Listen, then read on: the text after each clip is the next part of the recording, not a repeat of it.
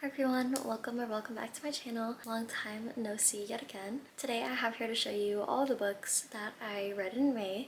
So I'm super excited to show you that I read 6 books and had 1 DNF unfortunately, but it is what it is. So without further ado, let's just get started. So I feel like this first book kind of showed that this whole month was very up and down for me. It was a little crazy. This first book I liked, I think.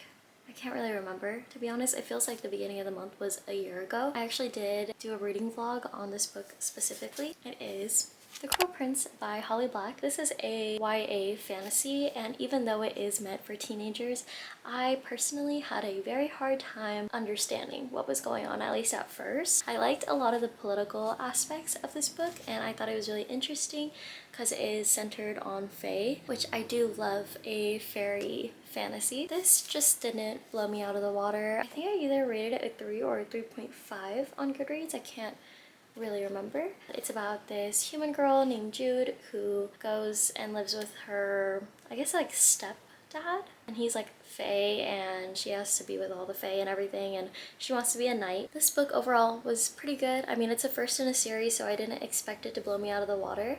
I did rate it a little bit lower because I do feel like the romance kind of comes at you like randomly, and I was really confused about where it came from. Like, it just feels like it just jumped out of nowhere, like a jump scare. Overall, just a 3 for this one. I feel like I will be continuing the series probably in the fall though. I feel like fantasies are meant for the fall, but I did want to get this book done. I did read this book for my reading vlog of reading OG Book Talk books, so if you're interested to see more of my thoughts and opinions, you can go ahead and watch that. But yeah, overall 3 stars. This next book I did not like whatsoever. It is in that same video. I've started this book 3 times, and this last time I finally put my foot down and was like, you know what? I'm gonna DNF it. Part of me still hates DNFing books because I kind of feel like a failure. Like, wow, I couldn't just put myself through that, but I also don't want to force myself to put myself through that because I do feel like there's so many negative consequences of not DNFing books, so I did DNF it, and it is The Hating Game. I have so much beef with this book. Not actually. I just really didn't like it, and I used my 1 Audible credit for the month on it, so I have it forever, unfortunately, and I already had the physical copy as well. I thought that the audiobook would help me like it more, and it didn't. I also tried to watch clips from the movie and it made me dislike it even more, so DNF this at 25%. Couldn't get myself to read any more of it. I don't know what page I got to. I think I got to 100 maybe. I couldn't tell you. I know some people really love this book, and I'm so happy for you if you do. It just wasn't meant for me. This next book, on the other hand, I actually really, really enjoyed. I started making a anticipated reads of the year video, and then it changed into a vlog, which hopefully will be out soon. But in that video, I started reading this book, so it is The Rule Book by Sarah Adams. I gave this book a 4.5 because I absolutely loved it.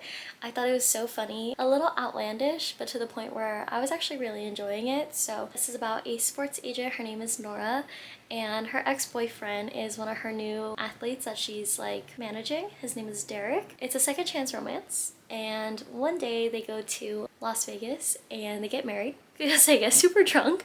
So it's also kind of like fake dating, marriage of convenience type of vibe, second chance. It's like so many good tropes, and honestly, listening to the audiobook, it was just a really good time. I did bring it down half a star just because I do feel like we got so much at the end, and sometimes I don't want to read about all that stuff.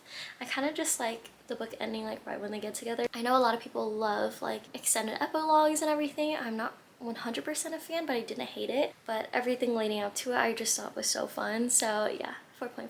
This next book I kind of picked up on a whim because it wasn't meant for that like anticipated reads video, but I feel like I just needed something different. So I read The Bodyguard by Katherine.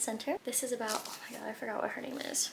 Hannah. Oh, that's so right. Okay. This is about Hannah, and she is a bodyguard. Not in the traditional sense where you think of like a man in like a really tight like short sleeve black shirt. In the way in which she like tries to eliminate threats and tries to see threats before they even happen. So reading her story was really interesting, and I really did like it.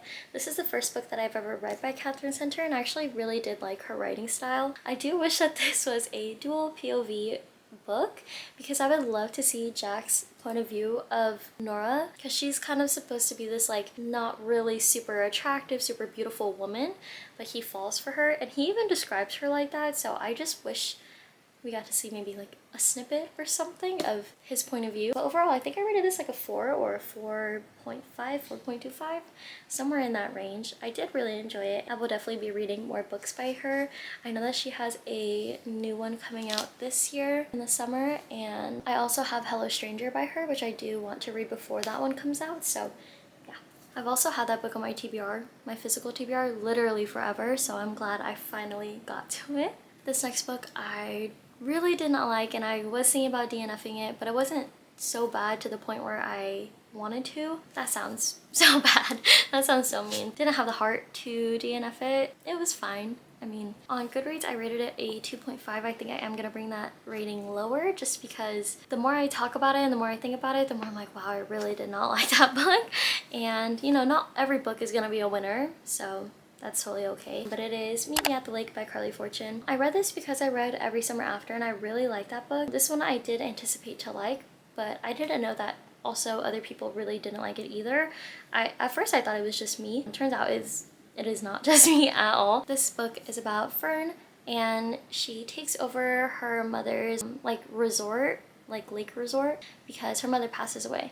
And so she goes back home and she is taking care of this resort, and her love interest is this guy named Will who she met 10 years ago, and they only spent one day together, which, you know, I can suspend my disbelief when it comes to books sometimes, but this one I was really like, girl, what? Like, what do you mean? Also, she is so down bad for this man. Like, he literally has her wrapped around his finger. Like, I feel like she has no backbone. She would grovel and like go to him even though she didn't really do anything wrong. I didn't like their romance, and also when they met she had a boyfriend and was emotionally cheating on him, which sometimes the cheating trope I can put aside, like whatever, like Magnolia Parks, I love those books so much and it has a cheating trope in it.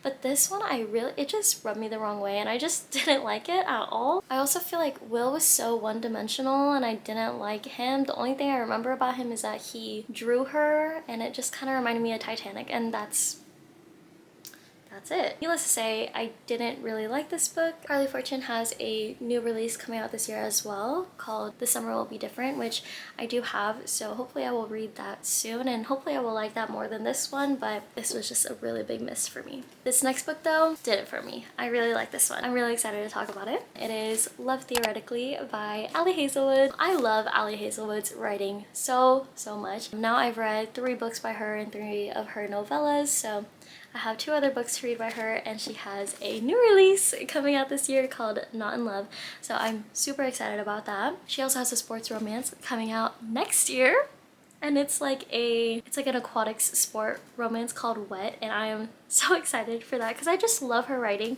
She is so funny. Like, her characters have such good banter and they're so well-rounded. The main character, Elsie, is a mirrorball like Taylor Swift. Like, she is that song. I found myself relating to her a lot and I really liked her. And her relationship with Jack was really cute. I do feel like the whole, like, this happens a lot in her books where the female main character is like, oh, he would never possibly like me, because she describes herself as like a very medium person, like medium build, medium brown hair, like isn't the most attractive person ever. So she does put herself down a lot. I felt that. I really related to her character. We got like a very well-rounded ending as well. I also loved seeing Adam and Olive in this book. I couldn't. I absolutely loved The Love Hypothesis, which is their book, and I love that they show up in here. And even, I forgot her name from Love on the Brain, but her Twitter account, What Would Marie Do, comes up in this book. And it was just such a cute little Easter egg, and I love when authors do that so much. So I did really like this book. I think I gave it a 4.5. I didn't give it a 5 just because it didn't have that 5-star feeling. I don't know what it was about it. It just wasn't a 5, but it was very close and I really liked it.